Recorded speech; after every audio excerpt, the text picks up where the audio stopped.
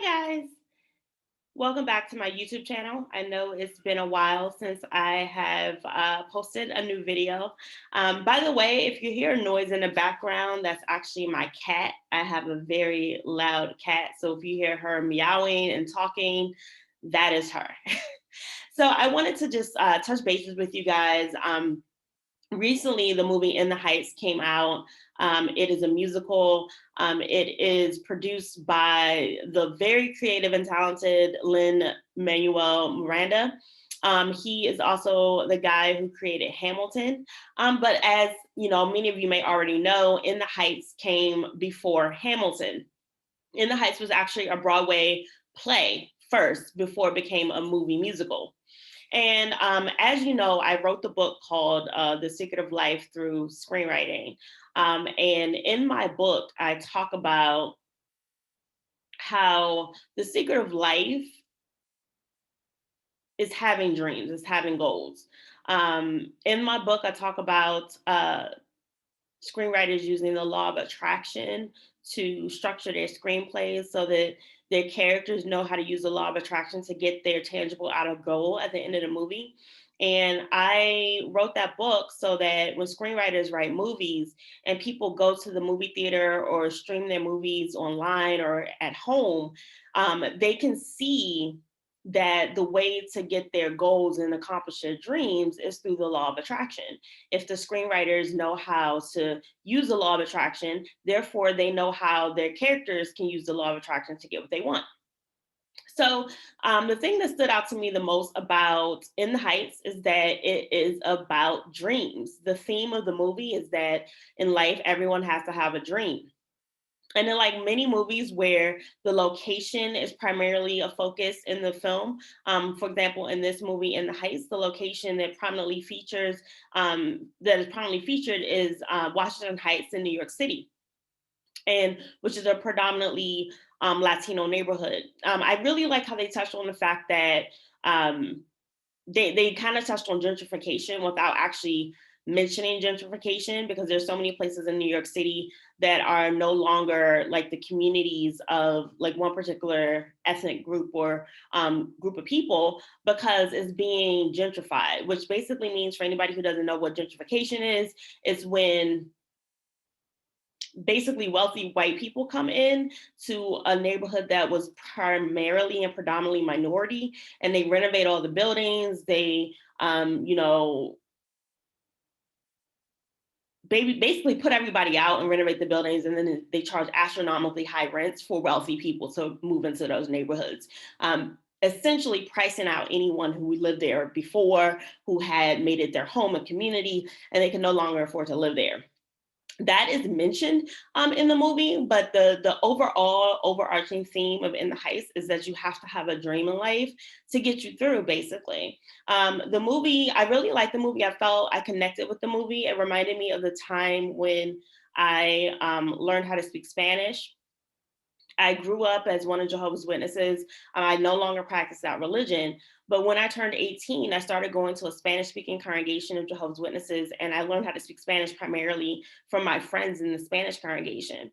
And the movie brought back really warm, familiar feelings for me of cooking meals with my friends' Guatemalan grandparents, or with my friends from El Salvador, mothers and aunts, and just being in the kitchen cooking with them. It brought back memories of that. It brought back memories of me learning Spanish and learning how to dance salsa, merengue. And I really truly believe that Lin-Manuel Miranda is the writer who will make whole generations of young people fall in love with the musical. I had bought the CD for Hamilton before I saw the movie In the Heights, of course, because Hamilton came out a few years ago. Um, and I couldn't afford a ticket to go see it on Broadway. I couldn't afford the train ticket from the Washington, D.C. area where I live up to New York City to buy a ticket to see Hamilton. So I bought the CD. And it's one of the last CDs I ever bought. And it's just so creative. You have to listen to the lyrics. I also love about In the Heights how it's just enough subtitles. I think a lot of filmmakers had gotten into the habit where they wouldn't put subtitles on the screen for Spanish. And it's like, it's very frustrating for people who don't speak the language, because then they're like, okay, so what are they saying? Are they saying what I think they're saying? But they have just enough subtitles in the movie, and they have just enough Spanish without subtitles that it motivates you to learn how to speak Spanish if you haven't learned how to speak it yet. My personal belief is that Spanish should be the second official language of the United States, and I feel like everybody should know how to speak Spanish. I just am a proponent for learning other languages anyway, so I just feel like everybody should know how to speak more than one language. It's just a good skill to have because it helps you to learn how languages are structured, which is why people can create fictional languages, like for I don't know, Cleong and, like Game of Thrones, and they could create languages that sound real, languages like from Lord of the Rings, from Avatar. They create languages that sound real because there's a basic way that languages are structured and put together, which you start to see and understand when you know how to speak more than one language. It's just a good skill to have, period. But I digress. Let's go back to In the Heights. So In the Heights, it's about dreams. And it starts off with Navi and talking about his father and the sign that he used to hang up in his, like, I don't know, he had like a bodega in the Dominican Republic. And he called it Sueñito, which is little dream. And it's like a really heavy theme of dreams in the movie. The play originally came out on Broadway back in like 2008. So it was like actually over a decade ago when the movie came out on Broadway, when the play came out on Broadway, the musical. So now they've added a part to the movie about the dreamers that live in this country, who are kids of people who came to the country or came into the country who weren't here legally, but their kids were able to stay here legally because that's all, like, America's all they know. Like, everybody comes here with a dream when you come here and immigrate here from another country. One of the things that I loved about being in the Spanish congregation of Jehovah's Witnesses when I was growing up, when I was 18, I stayed there from like 18 to 20, was that my friends' parents had really interesting stories about why they came here to the United States. And everybody came here with a dream of having a better life, having more opportunities.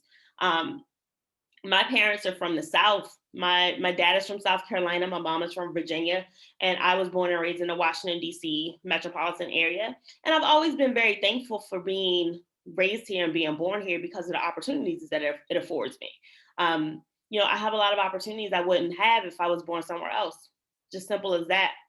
And the movie really focuses on that. It really focuses on the dreams that people have when they come to this country, being first, second generation in this country, the dreams that you have of just, making a life for yourself and helping to change the world, helping to make the world a better place. I like the storyline that is in the movie about the dreamers from Navi's cousin, who's young. I couldn't really figure out how old the character was supposed to be. I think the character is supposed to be anywhere from like 17 to 18, maybe as young as 16. But he was a dreamer. And he was a dreamer living in this country, knowing that he didn't have the documents to be here legally. But, he had these dreams to build a better life, and he was working hard in school, and he just wanted, everybody just wants that for themselves. And that was the overarching theme in the Heights, is that, no matter where you're from, everybody just has a dream. Everybody just wants to have a better situation for themselves, a better life than, they gave their kids, and your kids give a better life than, their kids. So, that's like the overall storyline of In the Heights. But then, of course, you have the wonderful music. The movie was directed by John M. Chu, who directed Crazy Rich Asians. There are some huge, spectacular numbers in the movie. The choreography is on point. I love the lyrics, the book lyrics for the songs. I speak Spanish and English, and I love the infusion of Spanish into the English like the Spanglish of the songs. And then they're catchy tunes. Like I said, a whole generation of Generation Z and Generation Alpha are going to fall in love with musicals single-handedly because of Lin-Manuel Miranda. When I was young, I used to watch musicals with my grandmother, like Oliver Twist, the one that was made in the 1960s, Annie, the one that was made in the 80s. And then, of course, we had all like the Disney musicals. And I fell in love with musicals because of the people who made those, like the people who made The Sound of Music. Like Lin-Manuel Miranda is the creator who has created musicals for this generation. For kids who can't connect to Annie from, the musical that came out in the 80s, or Oliver Twist that came out in the 60s, or The Sound of Music that came out in the 60s, Lin-Manuel Miranda creates musicals for Generation Z, for Generation Alpha, and even for the millennials, like that are my generation, who couldn't connect with Oliver or Annie, or I don't know, the one or two people who didn't like the Disney cartoon musicals. So check it out. It's a good time at the movies. It's a very well-directed film. There's a particularly creative sequence